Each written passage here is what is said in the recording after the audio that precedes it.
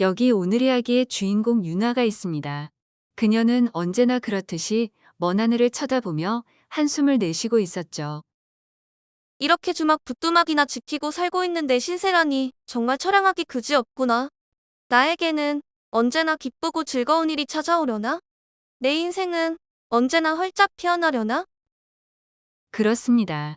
유나는 가족들과 함께 조그마한 주막을 꾸려나가고 있었죠. 그녀는 음식 솜씨가 유달리 좋은 터라 주막 손님들이 주문하는 음식을 도맡아 만들고 있었답니다. 하지만 젊은 사람들이 다 그러하듯 현재의 자신의 삶에 그다지 만족하지 못하고 있었죠. 그도 그럴 것이 주막에서 음식을 만들고 온갖 터드렛 일을 하다 보면 하루가 금세 저물었기 때문이었죠. 이렇게 오늘도 하루가 뚝딱 흘러가는구나. 비록 내가 뭘 하고 싶은지 잘 알지는 못하지만 그래도 뭔가 엄청난 모험도 해보고 싶고 큰 재물도 손에 넣고 싶고 이것저것 하고 싶은 일은 많은데 아무것도 하지 못하고 있다니. 그렇게 한숨과 푸념으로 하루하루 지내고 있던 어느 날 주막에 잘 차려입은 훤칠한 선비가 한 명 들어오는 것이었습니다. 하루 종일 걸었더니 시장하구려. 먹을 것과 술을 한 병 내어오시오. 알겠사옵니다. 그렇게 한동안 먹고 마시던 선비는 그녀를 물끄러미 바라보며 말하는 것이었죠. 잠깐만 이리 와보시구려. 무슨 일이신지요?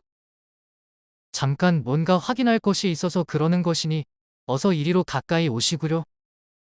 선비는 머뭇머뭇 다가간 유나를 잠시 아래 위로 훑어보더니 갑자기 유나의 왼손을 덥석 잡고는 품속에서 은가락지 하나를 꺼내어 유나의 손가락에 끼우는 것이었습니다. 왜 이러시는 것이옵니까?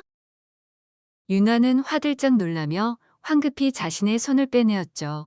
하지만 선비는 너무나 평온한 표정으로 빙그레 웃으며 혼잣말을 중얼거리는 것이었죠.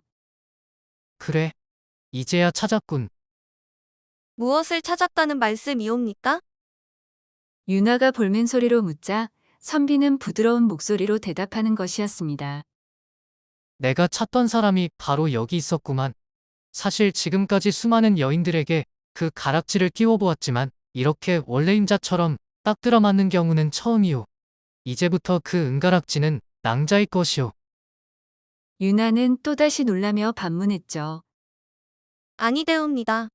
어찌 제가 이리도 귀한 것을 그냥 받을 수 있겠사옵니까?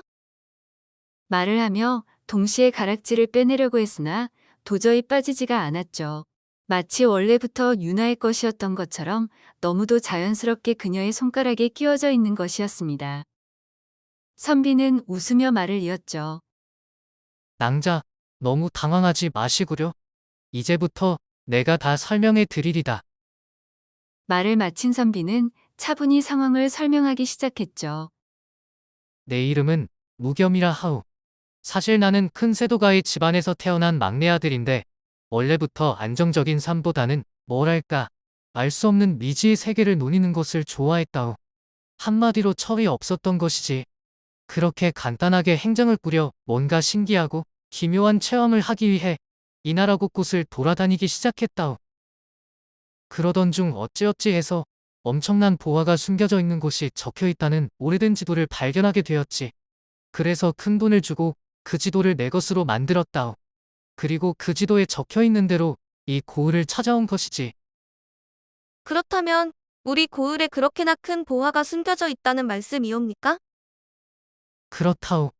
그런데 보화를 찾아낸다 해도 보화가 들어있는 상자의 뚜껑을 열어야 하지 않겠소?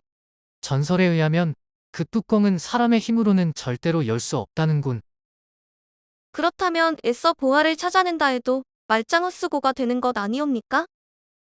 무겸은 다시 유나의 얼굴을 바라보며 살짝 미소 지었죠.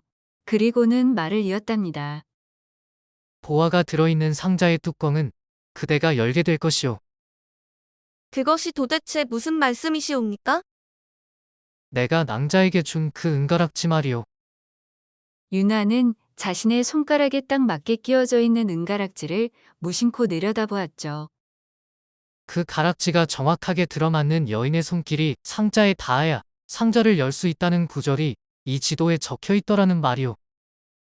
그런데 이 가락지가 어째서 내 손가락에 딱 맞았을까요?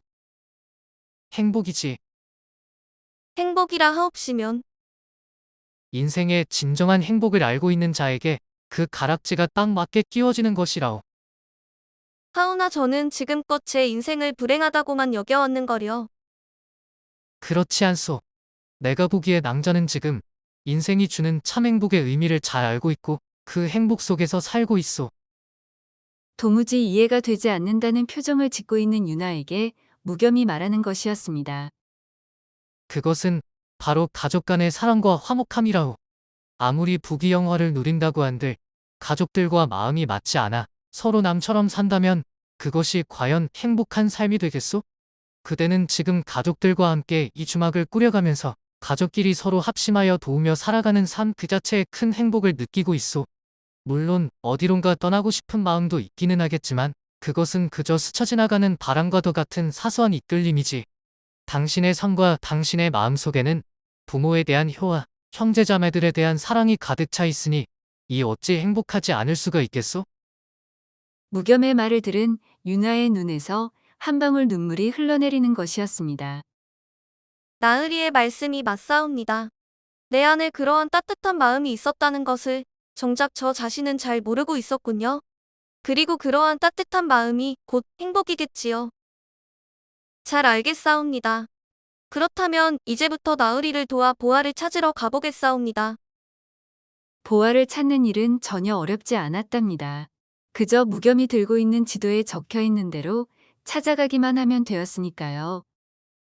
그리고 유나와 무겸 두 사람은 마침내 자신들 앞에 모습을 드러낸 거대한 보물상자를 맞이하게 되었답니다. 자, 긴장하지 말고 어서 가락지를 끼운 손을 저 상자에 갖다 대 보시구려. 그렇게 유나가 손을 갖다 대자마자 보물상자는 기다렸다는 듯이 활짝 열리는 것이었죠. 그리고 그 안에는 지금껏 구경도 하지 못했던 진귀한 온갖 보화가 가득 차 있는 것이었습니다. 그렇게 두 사람은 공평하게 그 보물을 절반씩 나누어 가졌답니다. 어떻소? 이것이 바로 낭자의 마음속에 들어있던 참된 행복이 눈앞에 보아의 모습으로 나타난 것이라오. 가족 간의 화목을 중요하게 생각하는 이들은 그 마음속에 항상 엄청난 보화를 지니고 살아가는 법이지. 낭자와 낭자의 가족들이 이 보화를 갖고 행복하게 사셨으면 좋겠소. 말을 마친 무겸은 자신의 몫으로 돌아온 보물을 짊어지고는 뒤를 돌아 떠나갔답니다. 그리고 유나는 너무나 행복한 표정으로 그의 뒷모습을 바라보고 있었죠.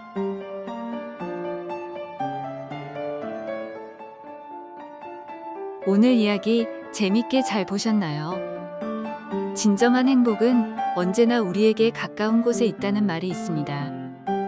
그 가까운 곳은 어디일까요? 네, 맞습니다. 바로 우리 마음속이겠죠. 언제나 마음속에 가족에 대한 사랑이 자리 잡고 있다면 큰 보물을 지니고 든든하게 살아가는 것과 마찬가지겠지요. 저는 다음에 또 다른 이야기로 찾아뵐게요. 다들 건강하시고 늘 행복하세요.